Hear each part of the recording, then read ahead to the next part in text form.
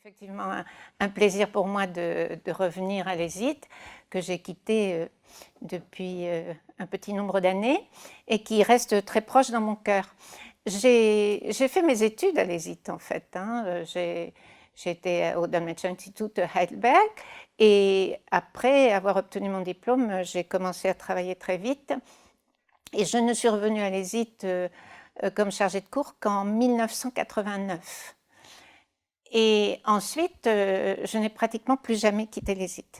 J'ai occupé diverses fonctions et toujours avec beaucoup d'intérêt. Alors, j'étais chargée de cours, j'ai commencé comme chargée de cours en traduction économique, juridique et éditoriale. Je me suis spécialisée très tôt dans la traduction juridique et j'ai eu beaucoup d'intérêt pour l'opération traduisante très vite. Et donc, j'avais déjà une bonne pratique quand j'ai commencé à enseigner à l'ESIT.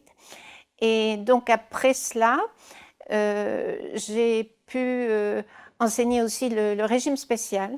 J'y reviendrai parce que je crois que c'est quelque chose d'extrêmement important à mes yeux dans le contexte actuel. Et puis, quand j'ai été directeur de la section traduction, pendant quelques années, j'ai pu créer des enseignements qui me tenaient à cœur. Des enseignements entre guillemets en fait, parce que j'ai pu travailler sur l'évaluation, ça a été une partie importante de mon activité. J'ai créé un comité de pilotage évaluation parce que l'évaluation en traduction, c'est une chose importante et je me suis rendu compte qu'elle ne satisfaisait ni les enseignants ni les étudiants. Alors j'ai réfléchi et je me suis fait une spécialité un peu de l'évaluation en traduction. Et à la suite de cela, j'ai fait un certain nombre d'interventions à l'étranger aussi, parce que j'ai finalisé une étude sur ce que pouvait être l'évaluation en traduction. Finalement, évaluer, c'est mesurer l'écart entre le projet de l'enseignant et le produit donné par l'étudiant. Et évaluer, c'est évaluer finalement cet écart. Et il s'agissait de trouver des critères qui étaient objectivables et qui étaient admis par tous les acteurs, c'est-à-dire aussi bien par les étudiants que par les enseignants. Et c'était très intéressant parce que dans ce comité de pilotage, nous avons dû admettre, nous les enseignants, que dans l'évaluation, on évaluait non seulement l'étudiant, le produit qu'il nous donnait, mais on était amené aussi, tout naturellement, à évaluer la qualité de notre transmission. Donc, je pense que ça a été un apport qui maintenant, d'ailleurs, n'est plus contesté, je crois. Je pense qu'il fallait passer d'une évaluation strictement sommative, c'est-à-dire qui juge les données qui sont produites par l'étudiant, à des types d'évaluation beaucoup plus riches comme diagnostic, formative et une évaluation qui permettent finalement, parce que l'objectif qui est ressorti, c'est qu'il fallait permettre à l'étudiant de s'auto-évaluer. Je crois que pendant sa formation à l'école, on doit étudier le processus de traduction et en revanche, ensuite, quand il est dans son exercice professionnel, on ne considérera plus que le résultat. Par ailleurs, nous avons défini des critères extrêmement précis sur l'objectif que nous nous fixions en première année, en deuxième année et ensuite en matière de précision de la traduction, compétences linguistiques, rapidité de traduction, etc. Donc voilà, l'évaluation a été un élément important de ce que j'ai pu faire à l'ESIT et que j'ai pu communiquer aussi dans d'autres universités parce que je crois que beaucoup d'enseignants de ma section ont contribué au rayonnement de l'ESIT en fait dans des universités aux quatre coins du monde. Mais en fait, le régime spécial, c'est un témoignage de la créativité de nos praticiens théoriciens de l'ESIT. Je pense à Marianne Lederer, Danica Selskovic, bien sûr, et Fortunato Israël.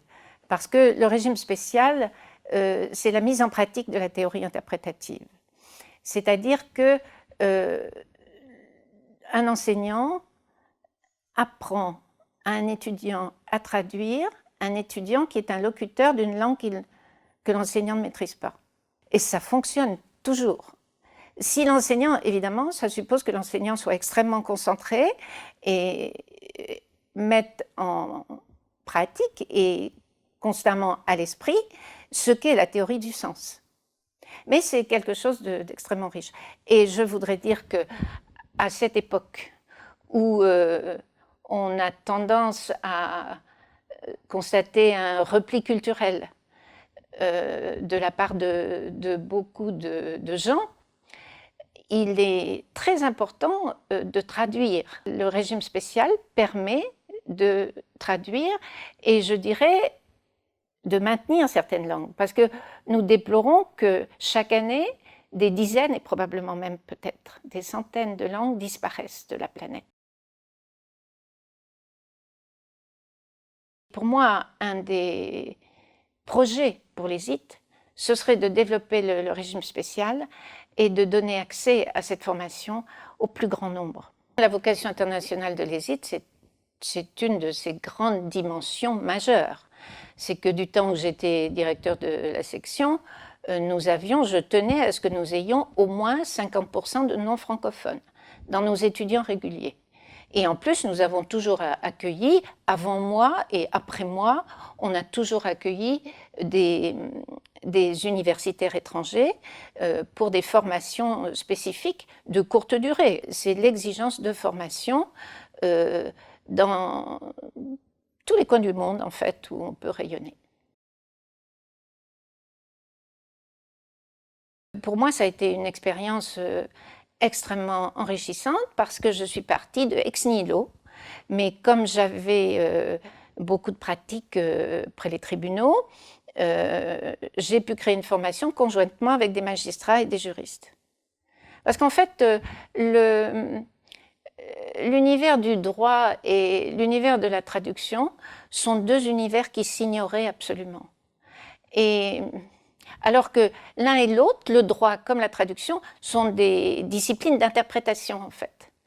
Et donc on avait des choses à échanger et c'est ce que j'ai montré à certains magistrats qui constataient que effectivement les prestations des traducteurs et des interprètes qu'ils avaient n'étaient pas toujours à la hauteur de ce qu'ils escomptaient. Et ça venait beaucoup du fait que souvent ils n'étaient pas diplômés et encore moins diplômés de chez nous, et que par ailleurs ils ne connaissaient rien à la procédure.